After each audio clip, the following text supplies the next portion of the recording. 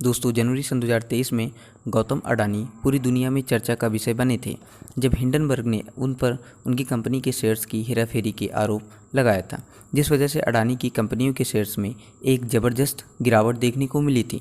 जबकि अडानी की नेटवर्थ में $80 बिलियन की कमी आई थी। पर एक बार अडानी फिर चर्चा का विषय बने हुए हैं, पर इस बार उनके शेयर्स की वैल्यू बढ़ गई है, जिस वजह से अडानी की दुनिया के 20 सबसे अमीर लोगों की लिस्ट में 18वें पायदान पर पहुंच गए हैं। पर जब हिंडनबर्ग ने 24 जनवरी को अपनी रिपोर्ट को जारी किया था, तो उनके बाद अडानी दुनिया के 20 सबसे अमीर लोगों की लिस्ट से भी बाहर हो गए थे। पर मई सन 2023 में अडानी की कंपनियों के कुल मार्केट कैप में 1,40,000 करोड़ का इजाफा हुआ है। यहाँ सोचने वाली ये बात है कि अडानी की कंपनियों के शेयर्स में अचानक से इतना इजाफा कैसे हुआ। तो हुआ ये था, जब हिंडनबर्ग ने अपनी रिपोर्ट जारी की थी तो देश के कई उद्योगपतियों तथा विपक्ष के नेताओं ने अडानी के खिलाफ शेयर्स की गड़बड़ी करने के लिए जांच करने के लिए मांग की थी।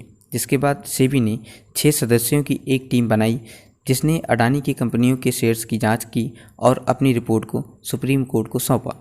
जिसके बाद सुप्रीम कोर्ट ने यह कहा कि अडानी की कंपनियों में शेयर्स में किसी भी तरह की कोई भी गड़बड़ी नहीं है, और इस रिपोर्ट के जारी होते ही इन कंपनियों के शेयर्स को खरीदने के लिए इन्वेस्टर्स की होड़ लग गई। इसके अलावा पिछले कुछ महीनों से अडानी ग्रुप का शेयर जिस तरह से फ्लैक्चुएट कर रहा था, वो अब काफ़ी हद तक स्टेबल है और उसके इन्वेस्टर ने भी उस पर भरोसा जताया है।